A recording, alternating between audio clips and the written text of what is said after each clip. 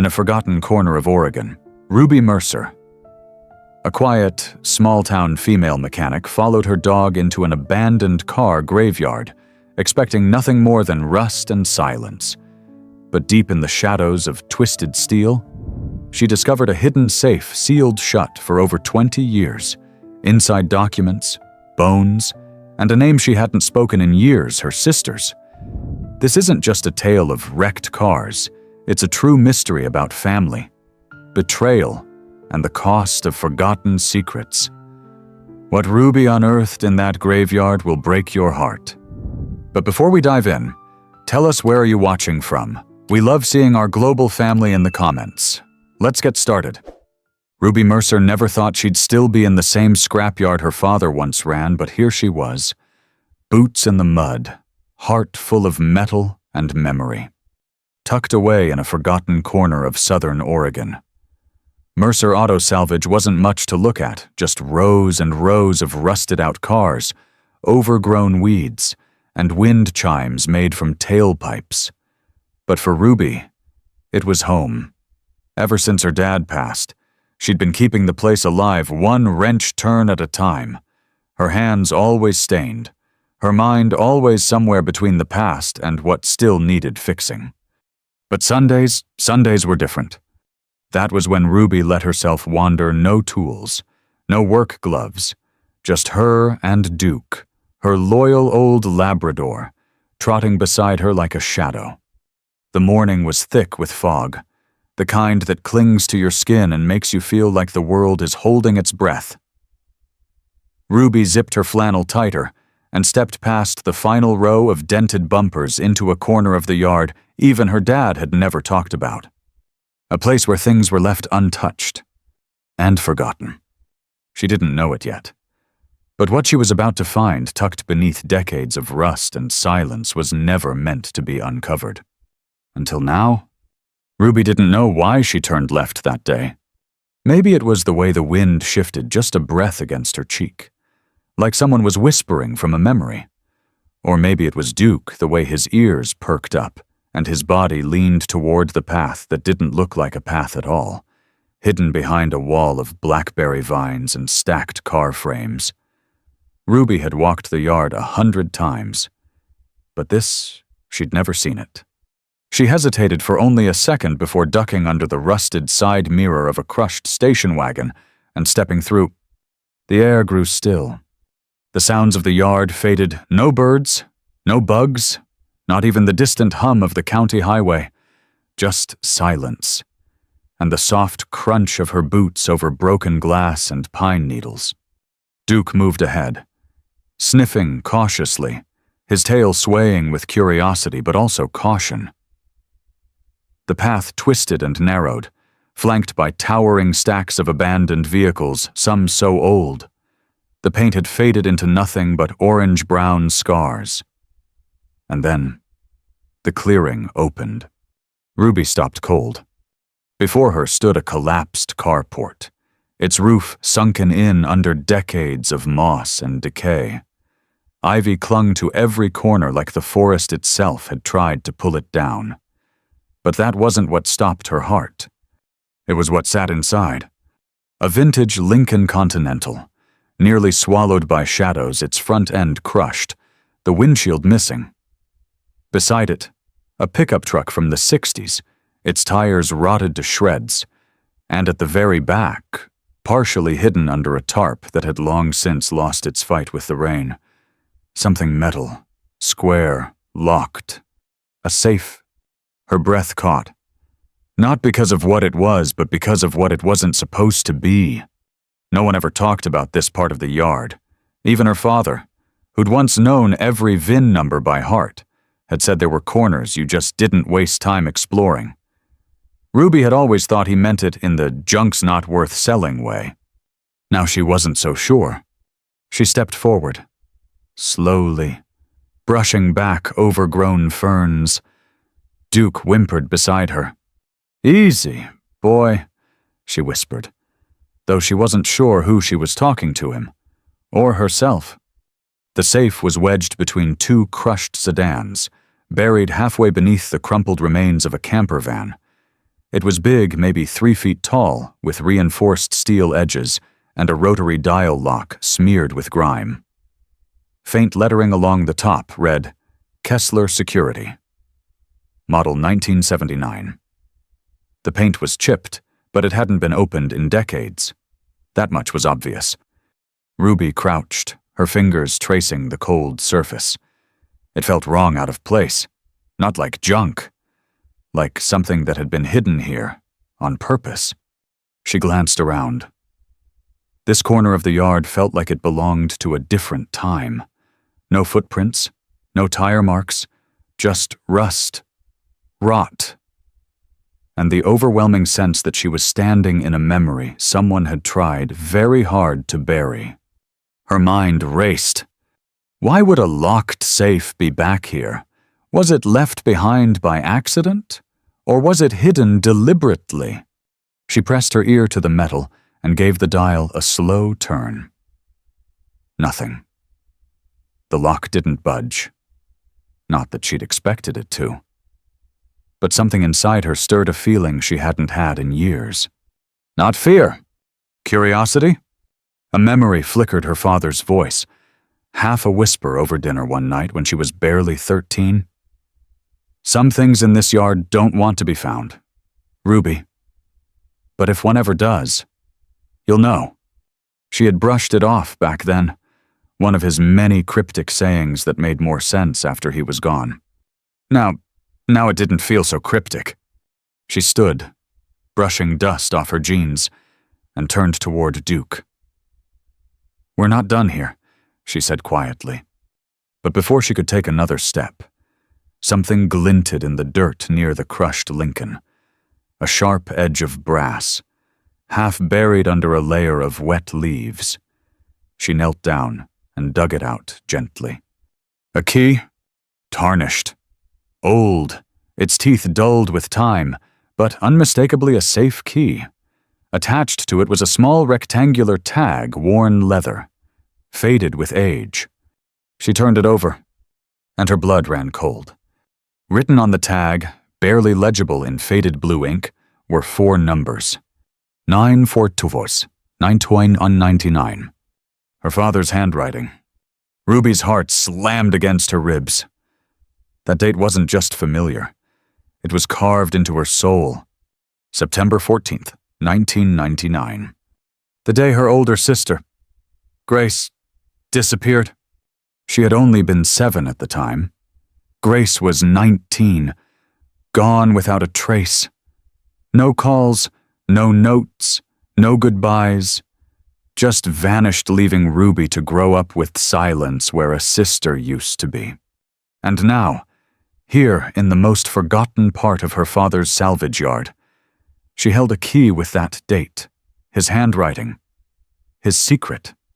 Duke barked once sharp, alarmed. Ruby spun, heart racing. But there was nothing there.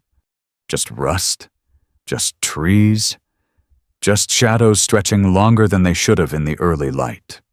She swallowed hard and slipped the key into her pocket.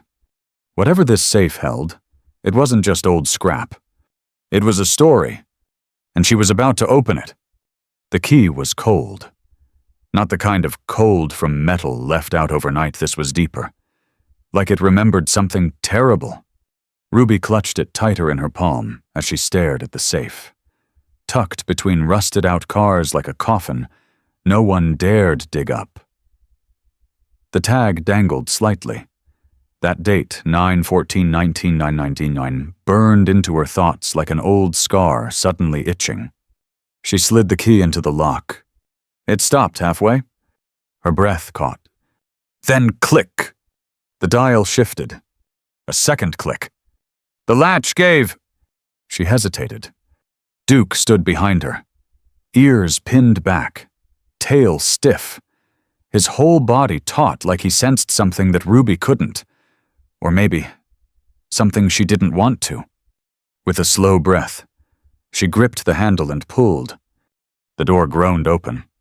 At first, she saw nothing, just darkness and the smell of dry rust and old paper. Then her eyes adjusted. Inside were folders, Dozens of them. Water-warped, yellowed, tied with twine. Ruby reached in and pulled one out. Her hands trembled. The first page was a photo. A black-and-white image of a young woman barely out of her teens, standing in front of the very car yard Ruby was kneeling in now. Grace. Her sister. Ruby's throat tightened. Grace hadn't looked like that in any of the family photos. In this one, she wasn't smiling. Her eyes looked wary, tired, like someone who knew they were being watched. Beneath the photo was a document. Ruby unfolded it slowly. Employee intake form, Mercer, auto salvage name, Grace Ann Mercer. Start date, August 17th, 1999. Supervisor, Douglas Mercer. Ruby's stomach dropped. Her dad had told everyone Grace left town, said she'd gotten into trouble, needed space. He never mentioned she'd worked at the yard, never said he'd supervised her. Her hands turned clammy. She pulled out another folder. Another photo. This time, a man. Younger than her father, but familiar one of his old friends, Ray Mallory, who used to stop by the house back then. Ruby hadn't seen him in over 20 years. There were notes, dates, names, locations, receipts, logs of scrap sales, strange amounts, things that didn't add up. One page had a scribbled phrase circled in red ink. Car lot. 43, do not open. Ruby blinked. She knew that lot. It was deep in the back corner of the yard, full of compacted sedans and pickups stacked high, unmarked. Her father had always brushed it off as unsellable junk. She remembered asking to climb the piles as a kid. He had snapped, "Not back there." Ruby. Ever. She thought he was just being overprotective. Now, she wasn't so sure. Another paper slipped from the folder. A small note, folded and taped shut. Her name was written on the front. For Ruby, if you find this, I'm sorry. It was her father's handwriting. Her fingers trembled as she opened it. I thought I was protecting you. I thought if I buried it deep enough, you'd never have to carry what I did. But secrets don't stay buried. Not here. Not in this yard. Grace didn't leave. She found something. Something she wasn't supposed to. Something they hid. Lot 43.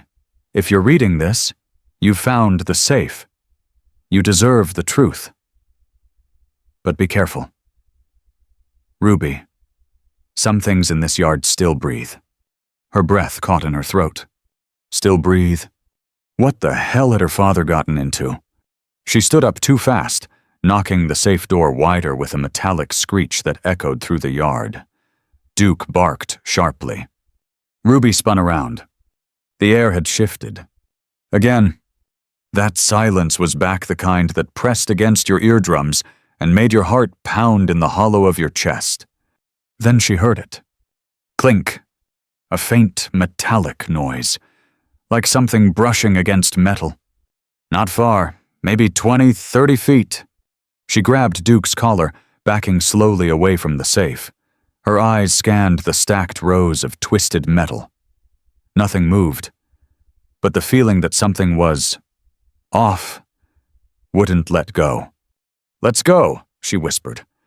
She stuffed the letter into her jacket, slammed the safe shut, and turned back toward the main path. The fog had crept closer.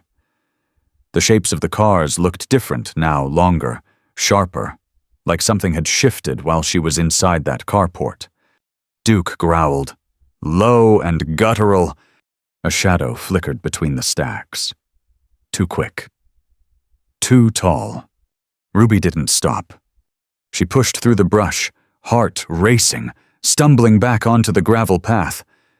The fog swallowed her footsteps behind her. She didn't look back. She didn't want to see what was watching.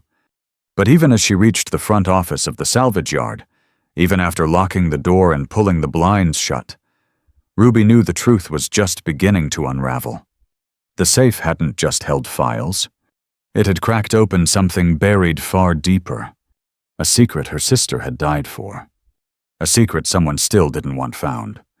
And deep in Lot 43, behind walls of rusted steel, something was still waiting. Watching. Listening. Ruby didn't sleep that night. She tried curled up on the couch with Duke snoring at her feet, and a quilt her mother had stitched back when the world felt simpler, but her mind kept circling the same questions, the same memories, the same ache in her chest. Lot 43. What had Grace found there? What had her father been trying to protect her from? And why, after all these years, was that part of the yard still off-limits, still alive with a silence that didn't feel like emptiness, but presence? By sunrise, she had made a decision. She couldn't pretend anymore. Not after the folder. Not after that note. Her sister hadn't vanished. She'd been erased. And Ruby was done living inside the shell of her father's lies. She got up, made a pot of black coffee, and walked into her father's old office.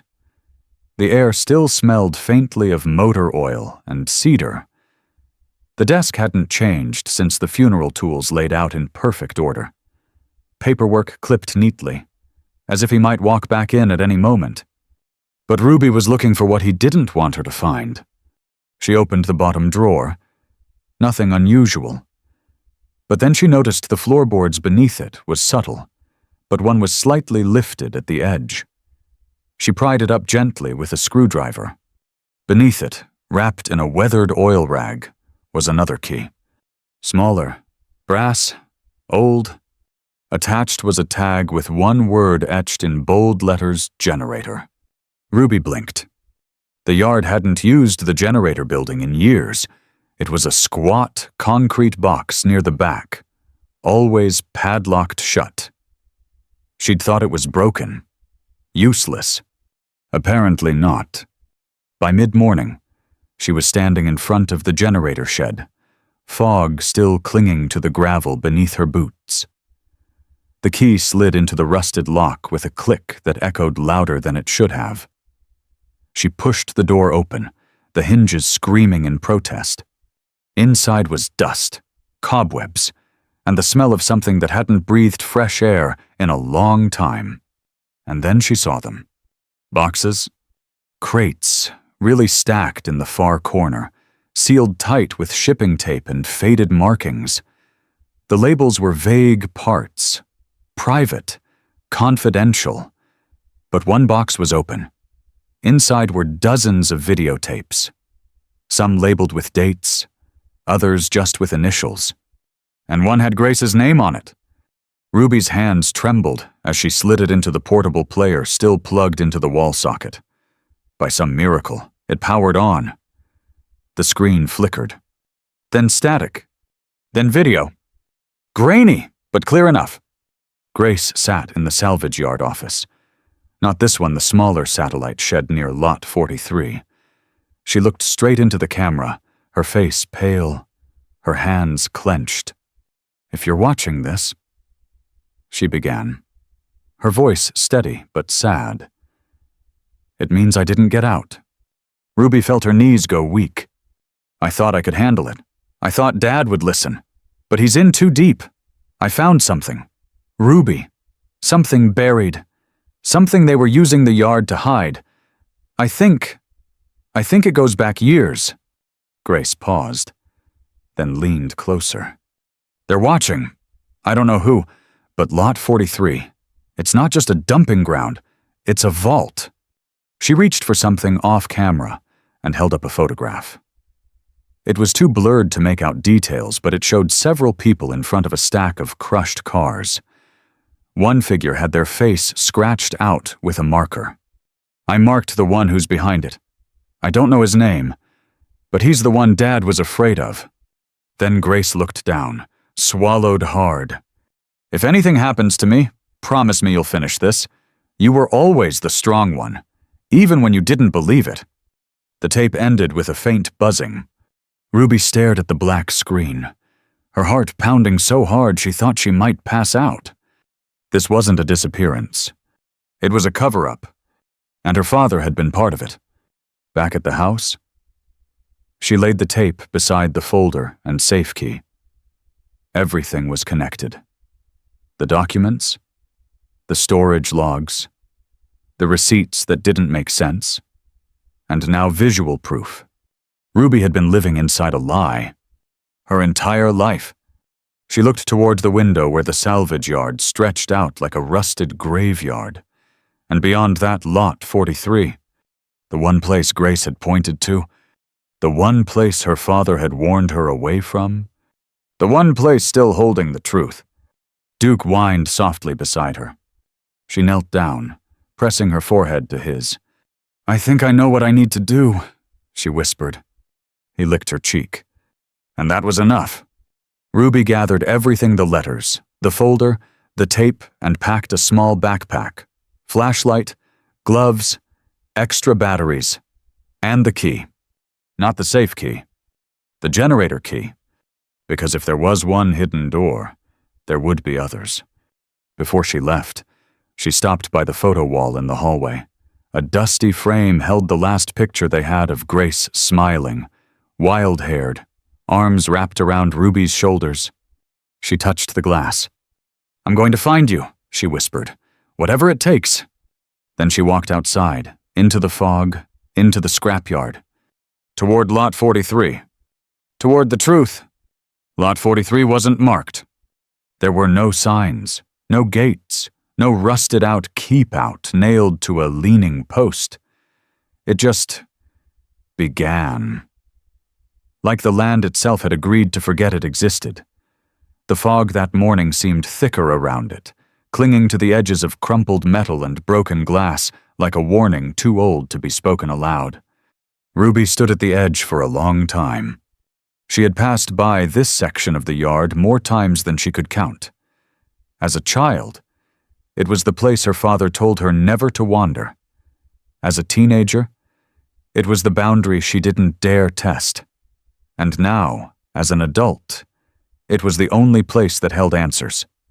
Duke stood close, ears stiff, body alert. "Let's finish this," Ruby whispered. She stepped forward. The cars here weren't stacked neatly like the rest of the yard. They were piled in chaotic angles, some nearly crushed flat, others wedged together in ways that defied logic. It didn't look like a salvage lot. It looked like a grave. She pushed past an overturned Bronco, its chassis twisted like it had been dropped from the sky. Beyond it, the ground dipped just slightly, but enough to form a basin where the fog thickened. At the center was a shack. Small, aluminum siding eaten by time. One window, long shattered. The door was chained, padlocked tight. Ruby approached slowly. Her boots crunched over broken taillights and fragments of license plates. On the door, someone had spray-painted a red X. It was faded but visible. She reached into her pocket and pulled out the generator key. Her hands trembled. She tried it in the lock. Click! The chain fell away. She stared at the door for a beat longer. Then she pushed it open. Inside, it smelled of mildew, dust, and something older, something like time left too long in the dark. A single bulb hung from the ceiling, swinging slightly. She flipped the switch. Flicker, flicker, then light. The shack was bare, save for one thing. A metal trapdoor bolted to the floor. Her breath hitched. This wasn't just storage. It was containment. Ruby knelt beside it and examined the bolts, old, rusted, but not impossible. She took the wrench from her backpack and began working them loose, one by one. Each creaked like a scream. When the last bolt gave way, she hesitated. Duke let out a low growl. "I know," she murmured, placing a calming hand on his back. "I don't like it either." She lifted the trap door. A staircase descended into blackness. Cold air rushed up to greet her, and for a moment, She thought she could hear something beneath the surface. Breathing. Or maybe it was just her own fear echoing back. She clicked on her flashlight and descended slowly, each wooden step moaning under her weight. The room below was larger than she expected. Concrete walls, a single hanging light that buzzed faintly. Along the far wall, rows of metal filing cabinets and 2 wooden crates sat covered in tarps. But it was the bulletin board that stopped her. Tacked to it were dozens of photos. Black and white, color, Polaroids, newspaper clippings. People. Faces. Some she recognized: Grace, her father, Ray Mallory. But others, she didn't.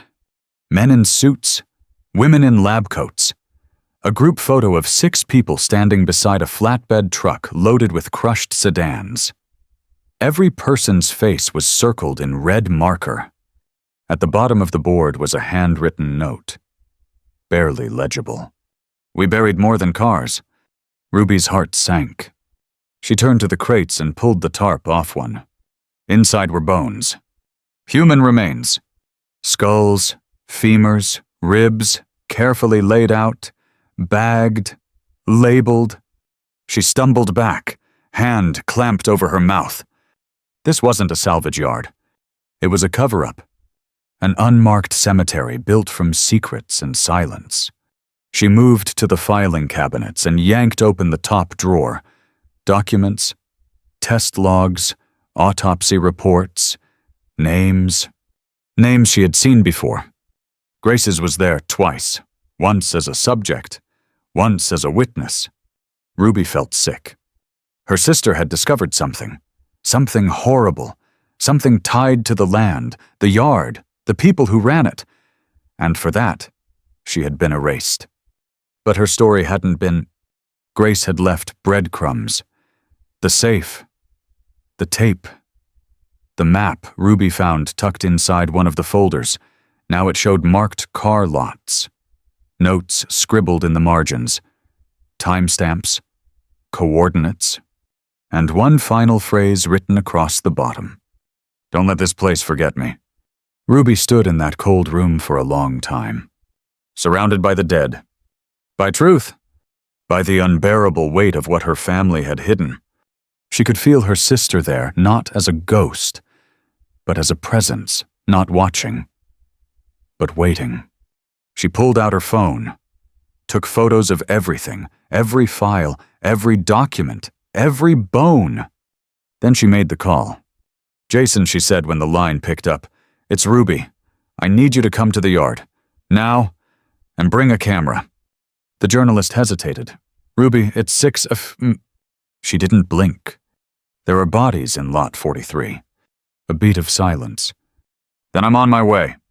That was the moment everything shifted. For years, the yard had been a place of rust and memory, of silence, of stories never told. But now, it would be something else. It would be a voice, a reckoning. And Ruby Mercer, the girl who once believed the past was buried, was the one digging it back up. Ruby didn't cry when the first officer showed up. She didn't cry when the crime scene tape went up around Lot 43, or when the county coroner's van pulled into the yard with its engine humming like an elegy. She didn't even cry when Jason, the journalist she'd called in desperation, turned to her and whispered, "Ruby, what is this place?" She was too numb for tears, too deep in the storm. But when they brought up the small black bag, one she recognized instantly from childhood, and she saw Grace's initials stitched into the corner, that's when her knees buckled. And that's when she cried. The yard transformed overnight. Floodlights, forensics tents, dozens of agents walking among the rusted rows like they were navigating a graveyard. Every car became a question, every oil stain, a wound. They found remains, more than they expected. Not just Grace, not just the bones Ruby had seen in the crates. 15 in total. Each one matched to a missing person from 2 decades prior, most with ties to a case the town had long stopped whispering about. A land deal, an environmental project, something big that had gone wrong. And now, buried in rust. The Mercer salvage yard wasn't just a junkyard. It had been a dumping ground for the forgotten. And the man who'd kept that secret for over 20 years, her father. Ruby sat alone on the back steps of the house that night. Duke at her feet, the air thick with smoke from a neighbor's chimney and the scent of wet pine. She clutched Grace's bag in her lap, too afraid to open it. But she knew she had to. Inside were scraps of a life paused in mid-sentence. A cracked cassette tape. A faded notebook filled with sketches and phrases like "they know" and "lot 43 is the key." A photo of the two of them young, sunburned, arms around each other after a lake trip. Ruby traced her finger along Grace's smile. Then she opened the notebook. Tucked in the back was a page torn from a larger sheet. It wasn't a confession. It wasn't evidence. It was a letter. To Ruby, if you're reading this, it means I didn't make it. And I'm sorry. Her throat tightened. You always asked why I stayed here, why I didn't run. But I couldn't. Not with what I found. There are stories that need to be told. And there are people like you who were born to tell them. You were always the brave one. Ruby, even when you were scared, even when Dad tried to protect you with silence. Don't let the world forget what happened here. Not just to me, to all of us. Ruby pressed the letter to her chest and finally allowed herself to break. Not the controlled grief she'd carried since the safe. Not the silent ache she held when she called the police. This was different. This was grief with teeth. Grief that tore through her chest and left her gasping on the steps, sobbing into the darkness while Duke pressed against her, quietly standing guard. 2 days later, the press descended on the town. Local woman uncovers mass grave. The headlines read, "Cold case solved after 20 years. Mercer family legacy under investigation." Reporters knocked. Helicopters hovered. Strangers left flowers at the gate. Ruby spoke to only one of them, Jason. She let him walk the yard with her at dawn, before the rest of the world stirred. He carried a notepad. She carried Grace's bag. They stopped in front of the shack where it all began. Jason turned to her. "You don't have to do this." "I do," she said. "Because Grace couldn't." She told him everything. About the safe, about the tapes, about the notebook, about the letter. About her father, how a good man had let fear turn him into something else. How silence had become complicity. And how, in the end, it was love that had failed them all. Jason took it in quietly. No interruptions, just listened like the story itself deserved that respect. When she was done, he asked the question no one else had dared. "Do you hate him?" Ruby stared at the rusted rows of cars, bathed in orange morning light. "I did," she whispered, "for a long time, for what he did to Grace, for what he hid from me." She paused. "But now, I just miss him." Jason said nothing. He just nodded. And somehow, that was enough. The state installed a memorial where Lot 43 used to be. 15 names, 1 plaque, a patch of grass now cleared of rust and wreckage. Ruby visits every Sunday. She brings fresh flowers. Sometimes she talks.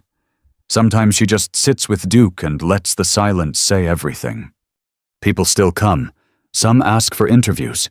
Some bring candles. Some just cry. But every now and then, someone walks up quiet, unsure, and says, "Because of you, I remembered someone I thought I'd lost." And Ruby smiles, because that's what this was about all along. Not revenge, not justice, but memory, the kind that refuses to rust. The salvage yard was quieter now, not just in sound, but in spirit. The sirens had faded. The reporters were gone.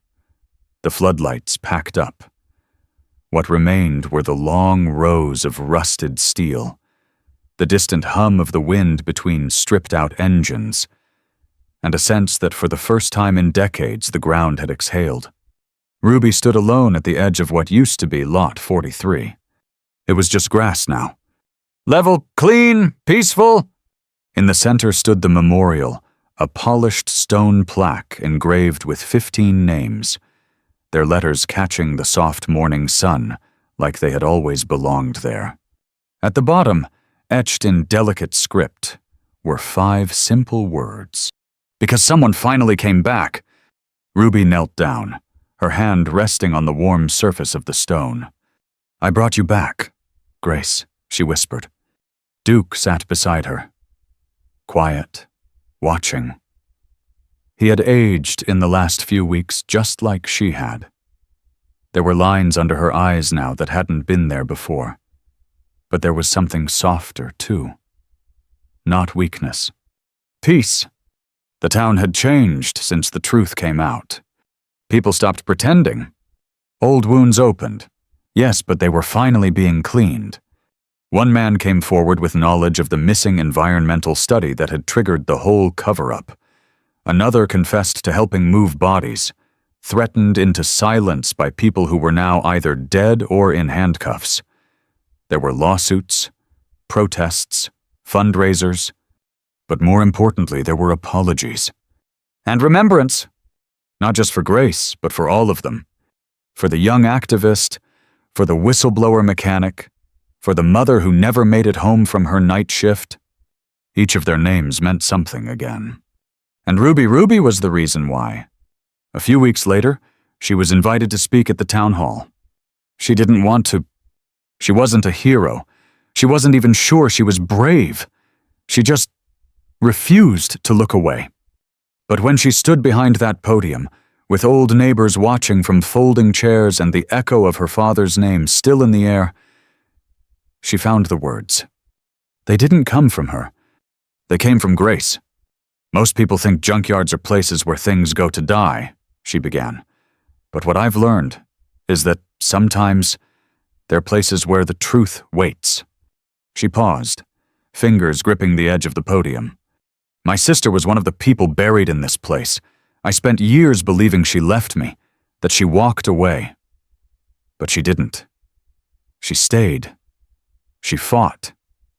And she died trying to make sure this story wouldn't stay hidden. A hush fell over the room. And now it isn't. She looked up, straight into the eyes of people who had spent decades trying not to remember. You may not know me, but you know someone like Grace. Someone who was silenced. Someone who was lost. Someone you thought you'd never see justice for. And I'm here to tell you it's not too late. Her voice cracked slightly, but she didn't stop. It is never too late to listen, to dig, to believe that something rusted can still be rebuilt. The room rose in quiet applause, and for the first time, Ruby didn't feel like the mechanic's daughter, or the girl who found the bones. She felt like the one who put the pieces back together. Back at the salvage yard, things settled into a new rhythm. Ruby reopened her father's office not to run the yard, but to convert it into a place where people could come, sit, and share stories about those they'd lost. It wasn't official. There were no signs, but word spread. Old friends dropped by with photos. A woman from 2 towns over brought a letter her son had written before he vanished in 1998. One man brought nothing but silence. He just sat in Grace's old chair for over an hour, staring at the walls, then nodded and left. Ruby didn't ask questions. She just listened. One evening, as the sun dipped low and turned the rusted car frames golden, Ruby walked to the far edge of the yard, the place she once feared. She stopped beside the hollow where the shack used to be. In her hands, she held the small tape player, the one that held Grace's last words. She pressed play, and as her sister's voice filled the twilight air, Ruby closed her eyes. You were always the brave one. Tears slipped down her cheeks, warm against the cool air. She wasn't afraid anymore. Not of the ghosts, not of the silence, not of the truth, because she had faced it, and she had lived. And in doing so, she had given others permission to do the same. Later that night, as stars blinked to life over the valley, Ruby stood on her porch with Duke at her feet and a mug of black coffee warming her palms. The wind moved through the salvage yard like a memory. And for the first time in a long, long while, she felt free. Some stories don't come wrapped in answers. Some truths take decades to be heard, not because no one was looking, but because no one was listening. Ruby Mercer didn't set out to become a hero. She didn't have a badge or a title or a plan. What she had was grief, curiosity, and the courage to walk toward what everyone else ignored. And in doing so, she uncovered more than a mystery. She uncovered meaning. She proved that even in places forgotten by time, something sacred can still wait like a voice echoing through rust and silence, hoping someone would finally stop and hear it. The lesson: don't ignore the whispers. Don't dismiss the weight in your gut. Because sometimes, the truth isn't buried by accident. It's buried because it's powerful. And maybe because it was meant for you to find. The end. Up next, 2 more haunting, unforgettable stories await you. If you believe truth is worth the search, don't forget to hit subscribe.